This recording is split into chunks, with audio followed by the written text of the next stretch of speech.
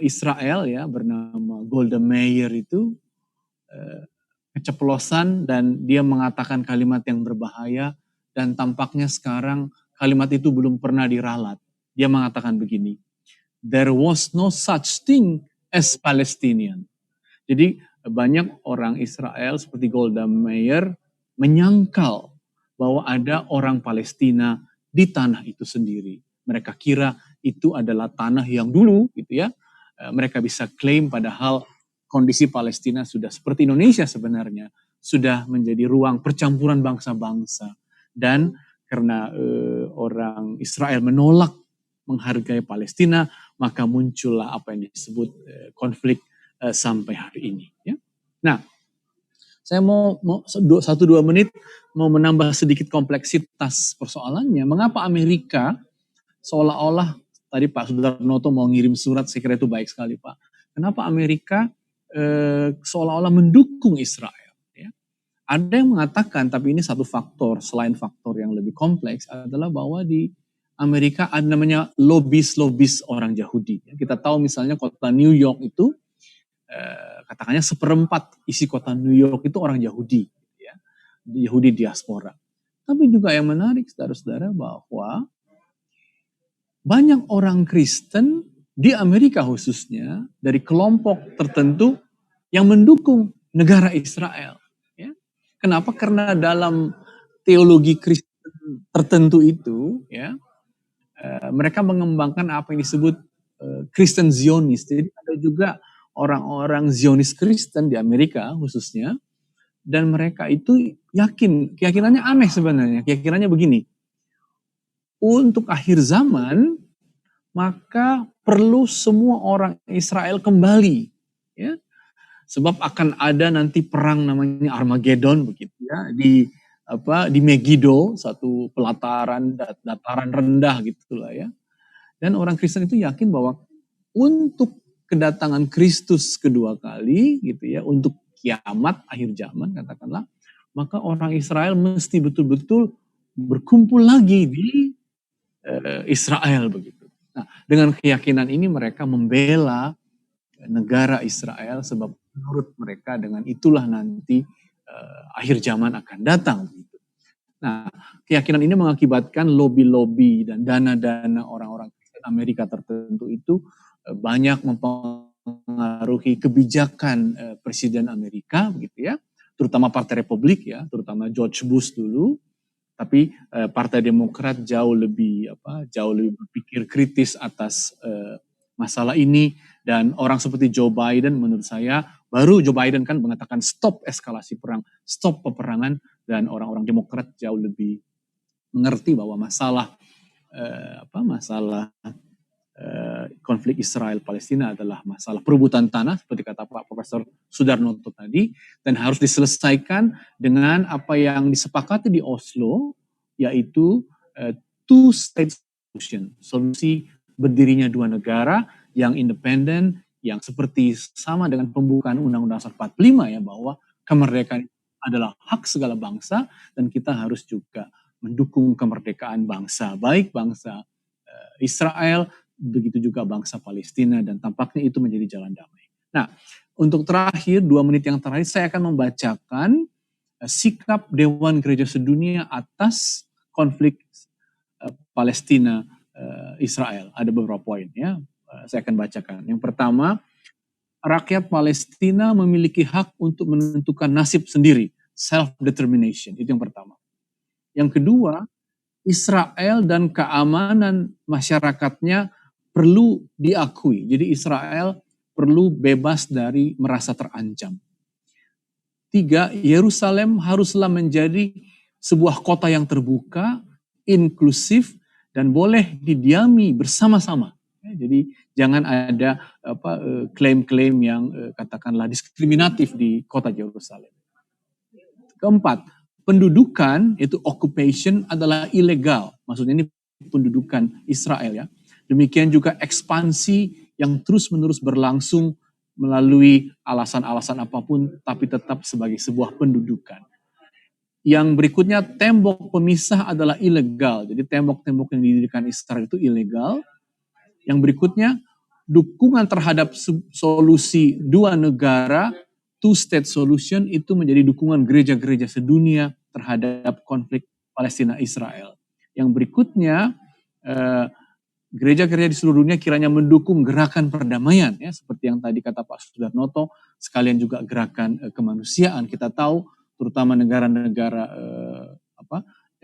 Skandinavia mendirikan banyak sekali kamp-kamp pengungsian dan rumah sakit di Gaza, ya. Norwegia, Swedia, mereka lah yang banyak sekali mendirikan, dan kita tahu bahwa hampir selalu Bethlehem itu menjadi katakanlah wilayah gereja yang terbesar, ya, dan wali kota Bethlehem selalu umumnya orang Kristen, ya, yang Palestina tentu mereka semua. Dan yang terakhir yang menarik sekali, ya saudara-saudara, ini dukungan gereja, tekanan embargo ekonomi merupakan bentuk tekanan yang dapat diupayakan untuk tercapainya perdamaian. Jadi kalau saudara-saudara pernah ke Spanyol, di mall-mall dan di toko-toko Spanyol selalu ada ruangan produk-produk Israel gitu. Dan biasanya orang Spanyol nggak akan beli produk-produk Israel, ya, karena bagi mereka cara untuk menekan Israel adalah dengan embargo ekonomi. Jadi dengan skenario itu semua, saudara-saudara, simpulan saya adalah memang jalan damai adalah jalan yang kita harus upayakan, tapi jalan damai yang berkeadilan. Menurut saya itu saja dari saya. Terima kasih panitia untuk kesempatannya. Salam. Baik, terima kasih Pak Pendeta. Tadi sebetulnya Pak Pendeta sudah jadi co-host. Kalau ada paparan bisa ditampilkan. Oh iya, nanti sajalah, saya sudah. Oke, baik. Atau nanti ke panitia biar kita share ke. Oh iya, saya akan kirim lewat WA sekarang, ya. Oke, baik. Terima kasih Pak Pendeta. Terima kasih.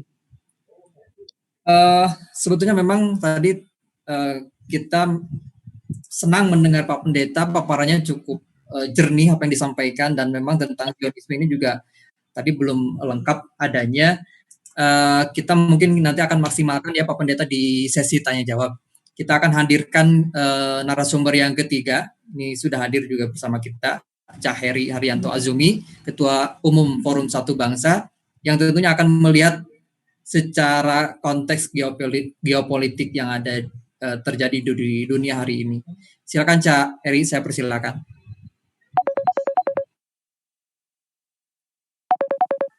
Baik, Assalamualaikum warahmatullahi wabarakatuh.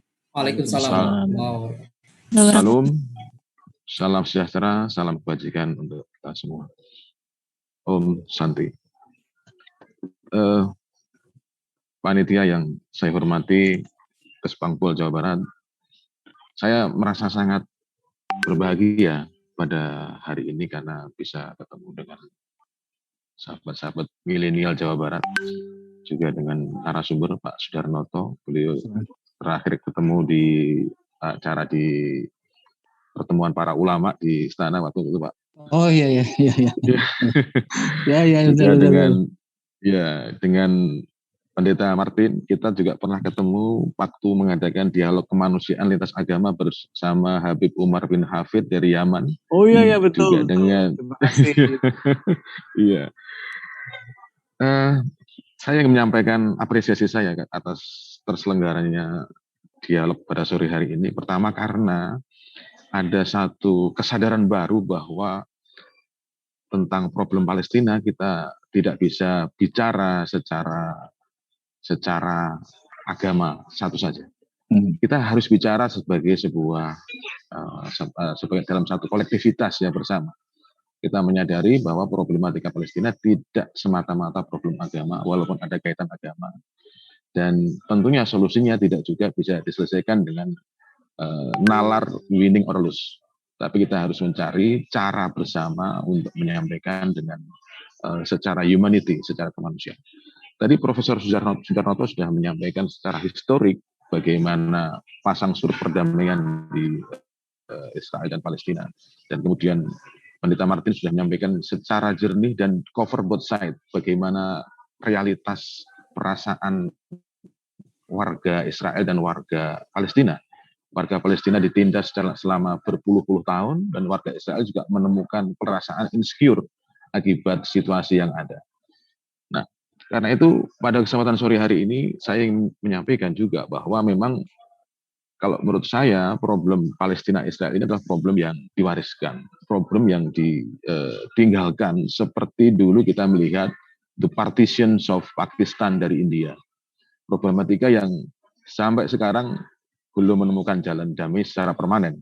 Secara realitas hari ini Pakistan dan India masih dalam status perang walaupun bertetangga. Demikian juga hal yang sama the partition of Palestina dalam pengertian ini adalah terjadinya sebuah realitas negara Israel dan kemudian Palestina yang terus berjuang untuk mendapatkan haknya kembali. Nah, di sini saya ingin berbicara pada dua level ya. Level pertama adalah memang ada satu suasana teologis yang tidak bisa kita tinggalkan karena tadi disebut juga bahwa ada satu kehendak untuk namanya aliyah, untuk hijrah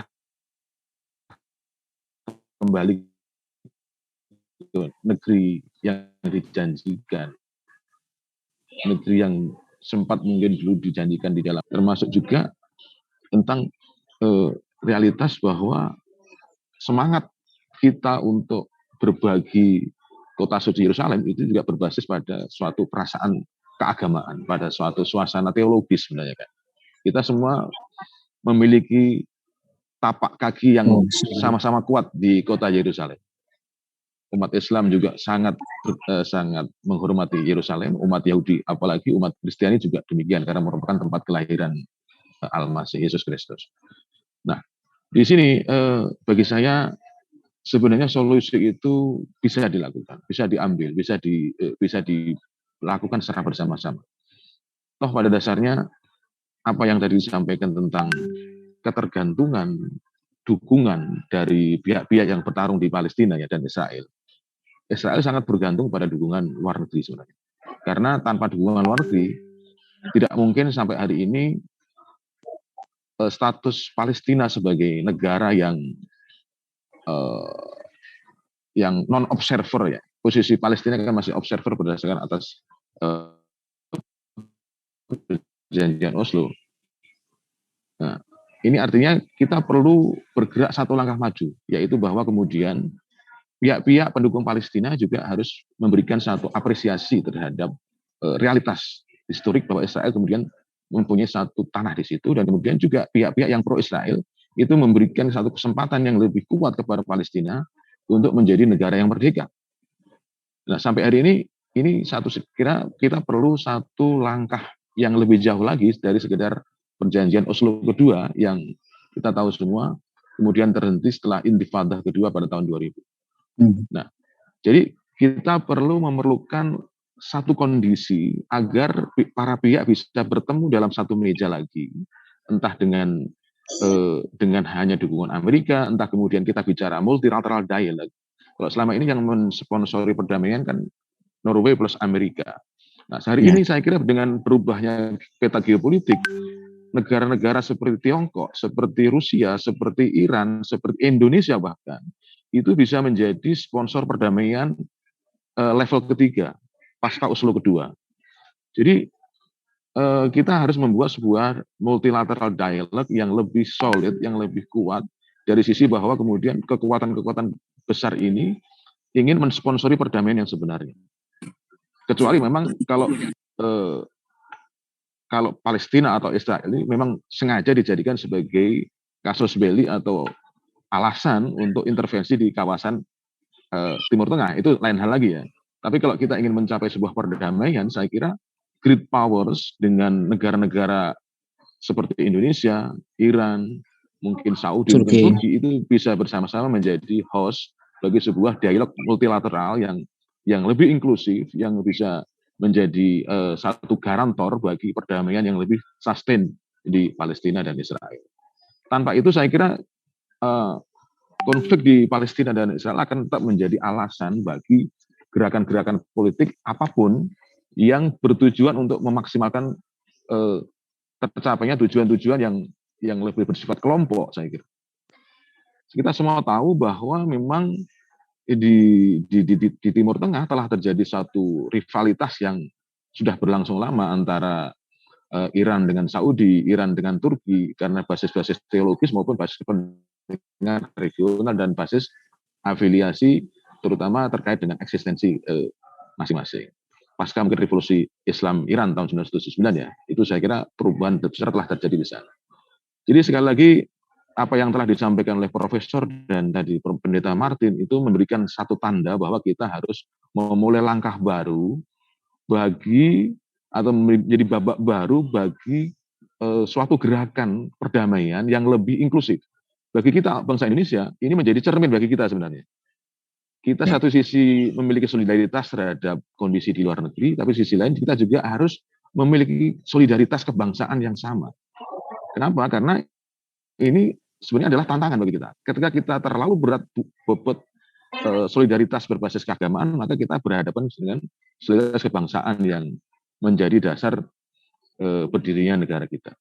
Jadi ini adalah cermin yang harus kita jadikan pelajaran, sekaligus juga menjadi cara baru atau tool untuk kita semua bagaimana memanfaatkan keberagaman yang ada di Indonesia menjadi alat kita di dalam berdiplomasi ke dunia internasional. Saya tadi sepakat dengan Profesor bahwa memang people diplomacy, civil society diplomacy itu tidak kalah pentingnya dengan state diplomacy atau government diplomacy. Karena memang hari ini dunia tidak lagi murni government heavy. Ada namanya gerakan-gerakan sosial, gerakan-gerakan civil society, gerakan-gerakan rakyat yang bahkan mungkin jika kita maksimalkan itu bisa lebih berbobot, bisa lebih berguna di dalam melakukan perubahan-perubahan yang diinginkan pada level dunia.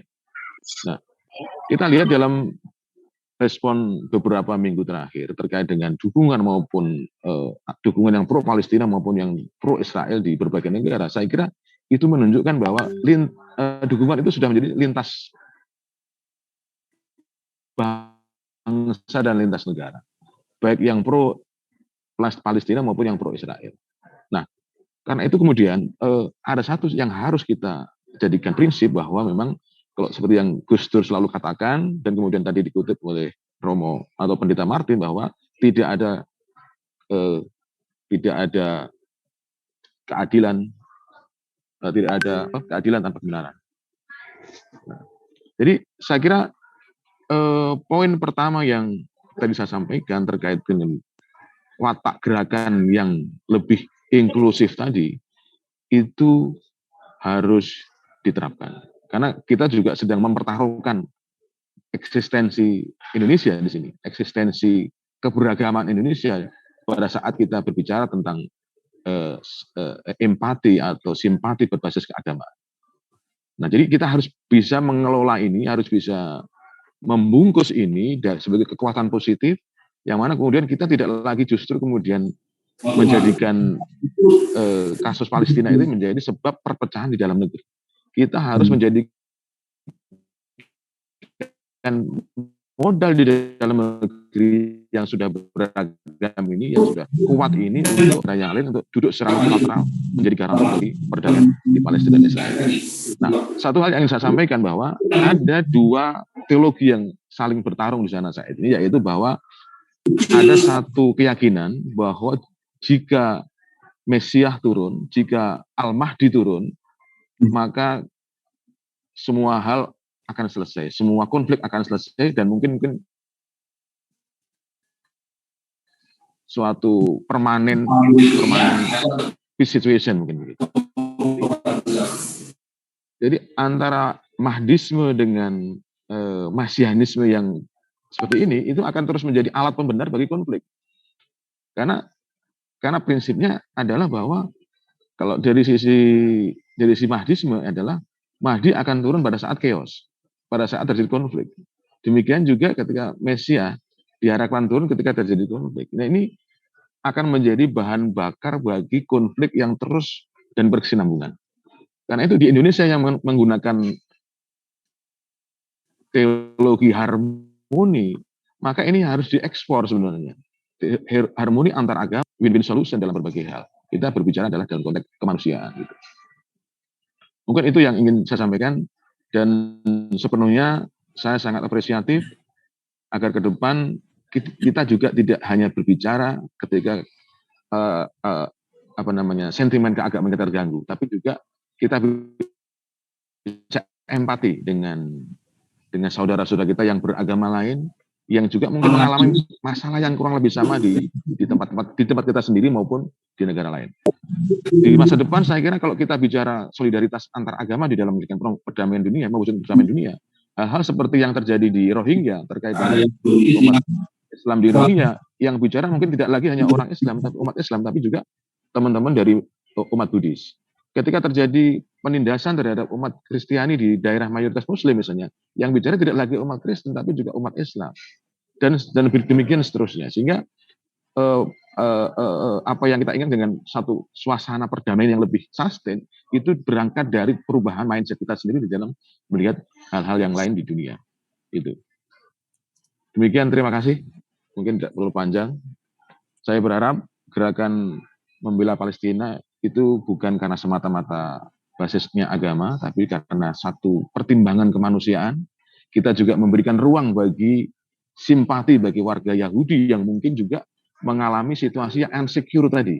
Nah, karena ada problem geopolitik yang terjadi, dan itulah yang sebenarnya menjebak semua ini, umat Islam, umat Kristen, umat Yahudi dalam situasi yang tidak bisa dengan cepat diselesaikan. Saya sepakat masalah Yerusalem itu harus menjadi kota yang dibagi atau yang dikelola secara bersama-sama oleh berbagai agama, terutama Islam, Kristen, dan Yahudi. Bahkan saya pernah melihat pidatonya Presiden Israel mengatakan bahwa Yerusalem adalah spiritual capital dari semua agama. Nah, cuman masalahnya adalah pandangan-pandangan seperti ini tidak dengan cepat dikembangkan. Itu hanya menjadi pandangan kelompok kecil yang akhirnya tidak mewakili, seolah-olah tidak mewakili. Padahal itu juga ada. Di kelompok Kristen ada, di kelompok Islam ada, di kelompok Yahudi juga ada. Jadi sharing the city, I think the best we can get lah. Setelah kita bisa ke depan bisa bersama-sama mewujudkan perdamaian dari dalam negeri Indonesia sendiri. Dari Indonesia kita mulai perubahan perbaikan yang lebih luas di dunia. Saya kira demikian. Terima kasih kepada rekan-rekan, sahabat-sahabat semua. Semoga bermanfaat. Terima kasih. Assalamualaikum warahmatullahi wabarakatuh.